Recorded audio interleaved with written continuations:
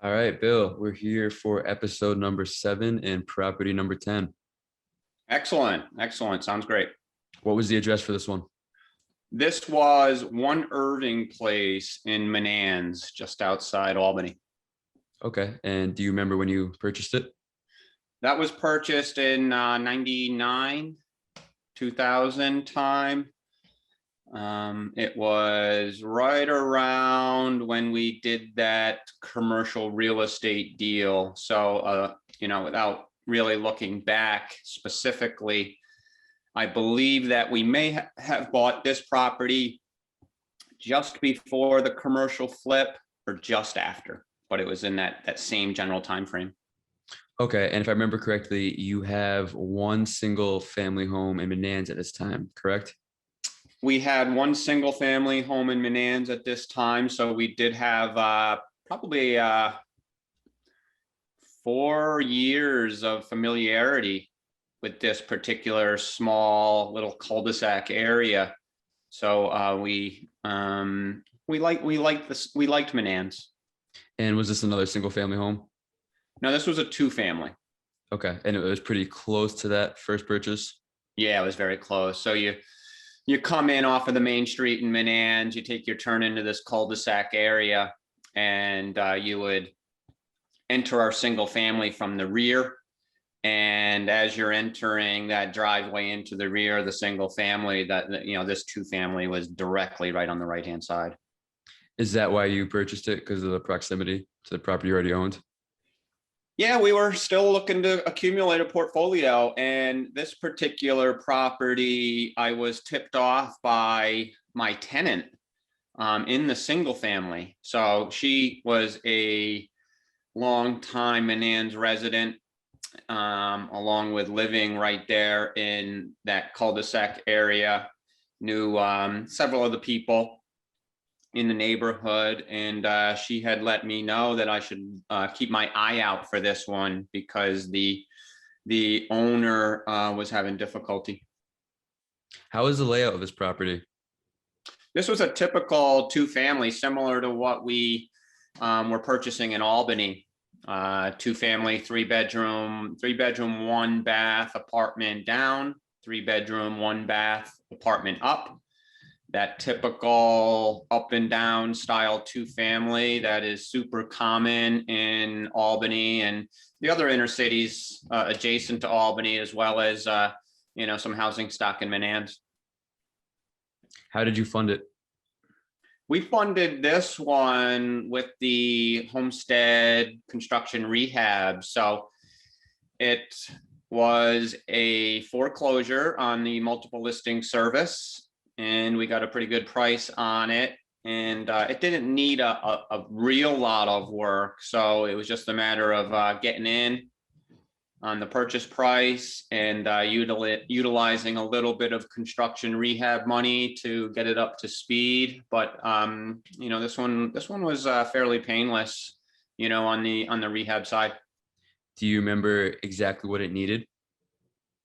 It was a major cleanup. So I believe that we took advantage of this time just like we would any of these older buildings, specifically these 2-families. When you get in, you always have some wall patching to do just to get the walls prepped so they look better once you do the finished paint. That's always important to get it nice and fresh and clean. And we redid the hardwood floors. Was a improvement of choice just because it makes such a large difference. So you get in on these properties, specifically this one, where the hardwood floors were, they're hardwood floors, so very durable and decent, but probably heavily scratched up. And after you do a refinishing and polyurethane finish on the hardwood floors, it literally brings them back to new. Now that you had a couple of rehabs under your tool belt, did you notice a difference in your construction abilities? Did you have a system down that really helped you? Yeah, spend as little money as possible to get it rented. So yeah, that was it. So being a bit facetious there, but getting the place, so it's rentable to a blue collar tenant. That was the target in Menands. Getting the walls nice, getting the hardwood floors nice, and then it's just miscellaneous things. In this particular building, we didn't redo kitchens and baths. They were decent when we got in. They just needed some miscellaneous fix up and clean up. So we didn't do anything with the windows. They had original windows, but they were still nicely original stained, so they went well with the property.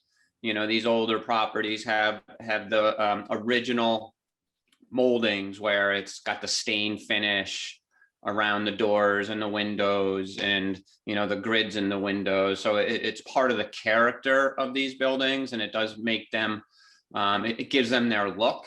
So a lot of that stuff we left original, and I believe it was paint, hardwood floors, some miscellaneous in both floors, and they were good to rent. And if you could go back and do it again, knowing what you know now, would you do it the same way? I'd redo the kitchens. They were okay. And that was, the case in a lot of our buildings, where you get used to a certain way of preparing these buildings that you're purchasing. So me and Greg, my partner, in the early days, we were just doing the minimum.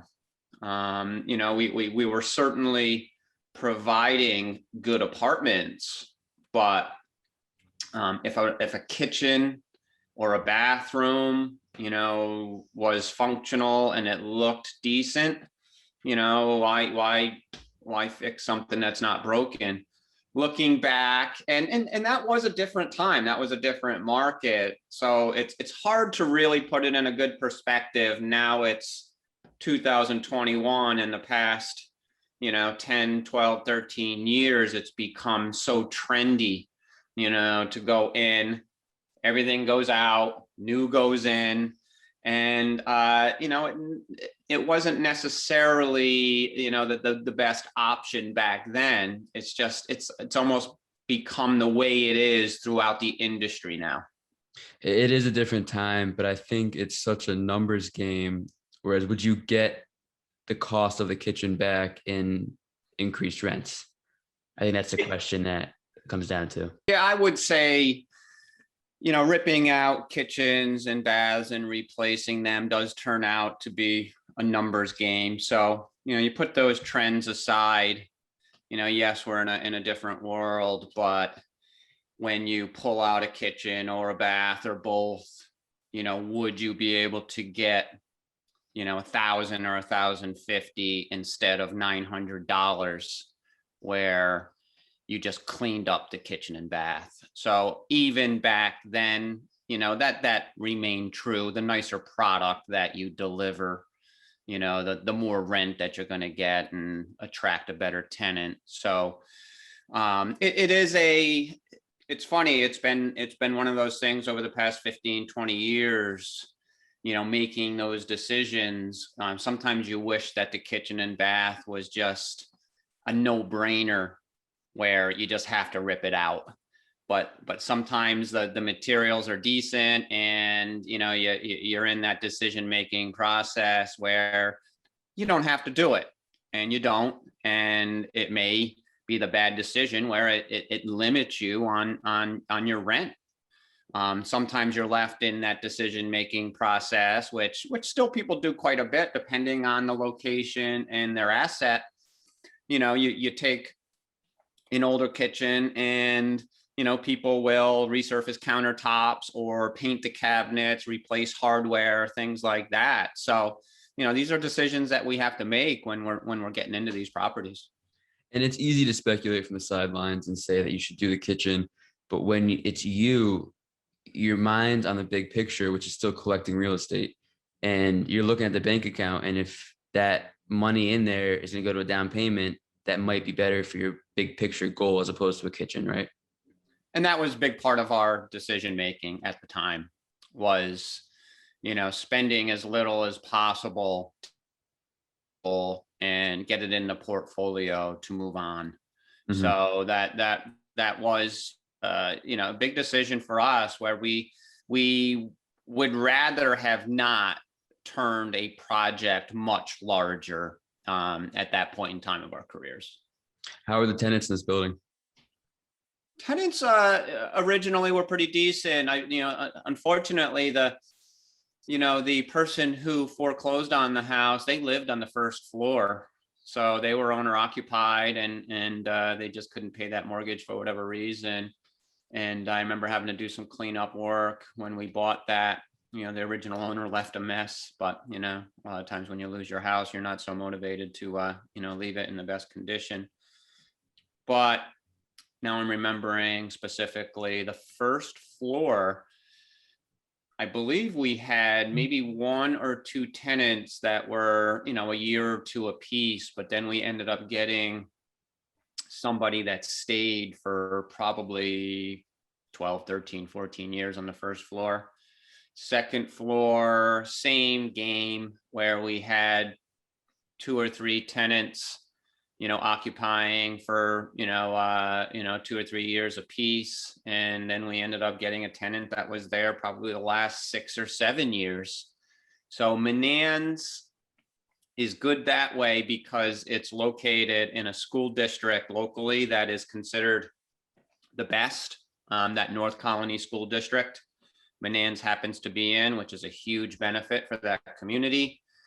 And North Colony, I believe, is probably one of the higher regarded schools in the state. I know it was that way. I'm not sure if it's at that level still. I would say it probably is.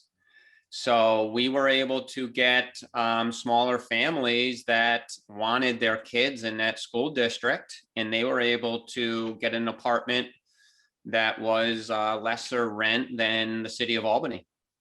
You can't emphasize enough how important school ranking is for tenant quality. At this point, did you have any management employees? Were you using a management software, or was it still a one-man show? It was me and Greg still at that point. I believe that we were just getting to the point where we were getting enough, so we were starting to really think about hiring that maintenance guy, the handyman, somebody, the one guy that we could depend on to do a lot of this work, A to Z.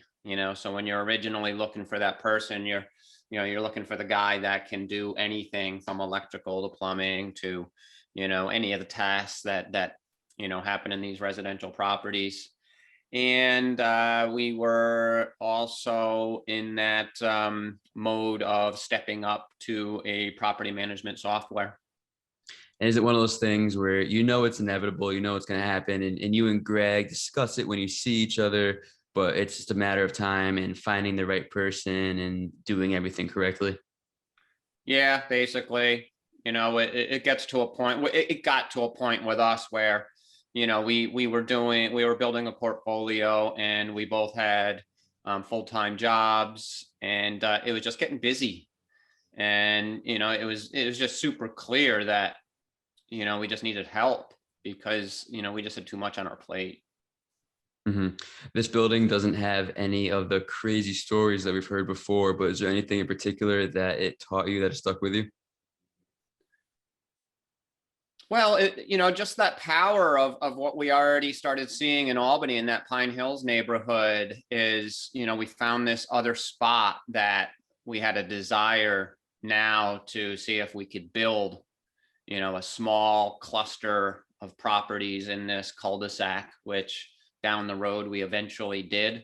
Not on a huge level, but, I think we accumulated about 4 properties, in this little cul-de-sac, which created that in the micro world of economies of scale, where it's just helpful to own 4 properties in one spot.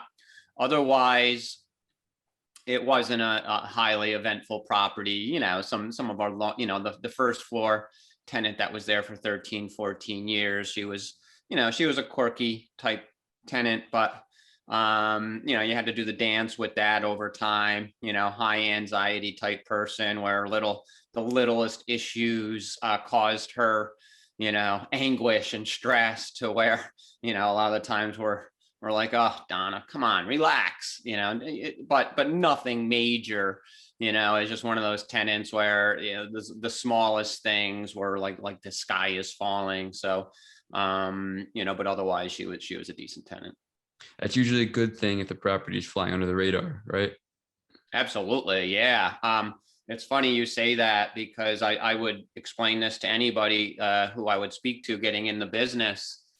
When you can run a property and you get long-term tenants and there's not a lot going on, that's a good thing.